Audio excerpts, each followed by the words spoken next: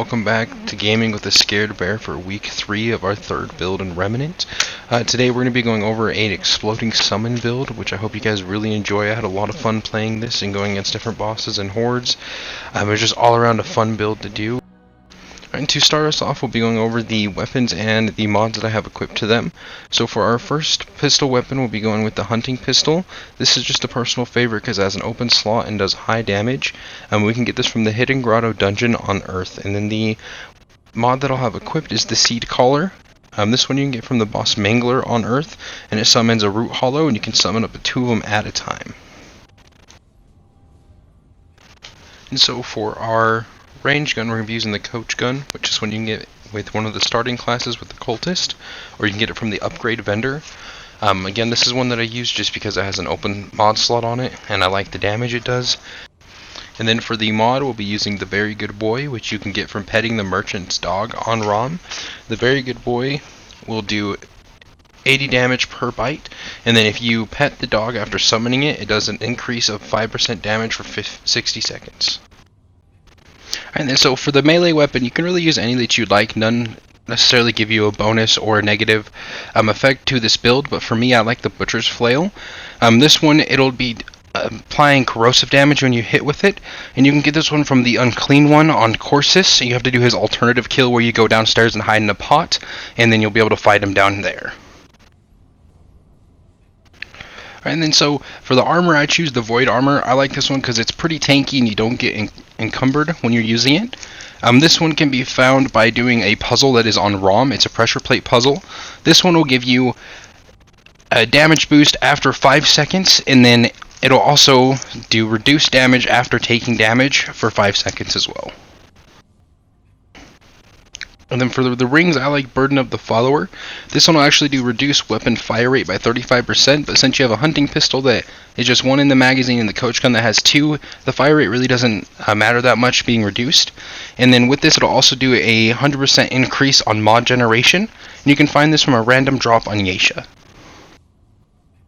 And then so for my second ring, I like to use the Soul Ember. With this one, it'll reduce your summon's health by 60%, but they explode into 150 damage plus 15 for each weapon level. With that reduced health, it really doesn't matter because we'll be getting our summons back up so quickly that by the time they die, you'll either already have it up or you'll be the one making them disappear by summoning another of the same summon. And then to get the Soul Ember ring, you just have to complete the Circlet Hatchery event on Corsus. And then so for our necklace, I run the Soul Anchor. This one will increase the summon duration by 100%, and your range and melee damage get a boost by 62.5% per summon. And then this necklace can be found during the Reanimator event on Yesha. And then another option with the necklace we have here with the Soul Anchor, you can actually get a little bit of an extra damage boost if you run something like Beckon. That'll summon 2 Wasteland Skulls, and it'll be giving you a full total of 25% increase in damage instead of just the 18.75 with the ones we currently have equipped. I do highly recommend if you do end up changing your summoning from Very Good Boy to Beckon for those Wasteland Skulls, that you do get rid of the Soul Ember ring, because with the Wasteland Skulls they do float and they are not close enough for when they do explode. It will not damage the enemies most of the time, so at that point the ring does not become any sort of useful with that build. And then so an alternative build that I found that I enjoyed is you can always also change out something like the Very Good Boy for the Seeker mod. This one will summon 3 bugs that explode, which you can get from the Iskall Queen on Corsus. With the Soul Ember, it'll actually give a bonus 25% explosion damage instead of the explosion on death. Along with that, you'd want to switch out your necklace for the Vulcan's Detonator. This will also give you an extra 25% to that explosion damage, along with applying burn with that explosion.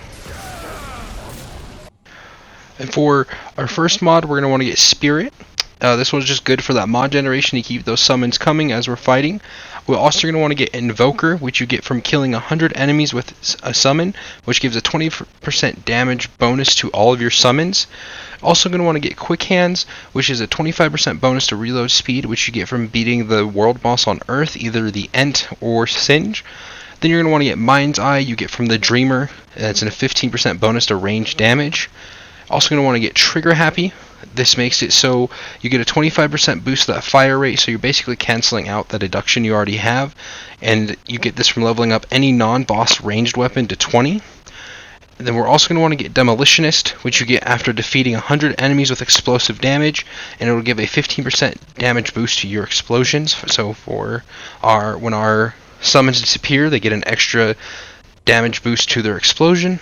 We're also going to want to get Concentration, which you get from the Cryptolith Sigil, putting it into the tower for the first time, and that increases mod duration by 20%. And then as always, I will always recommend Vigor, Endurance, Recovery, World Walker, and Swiftness being upgraded to their max if you have the extra points to put into them.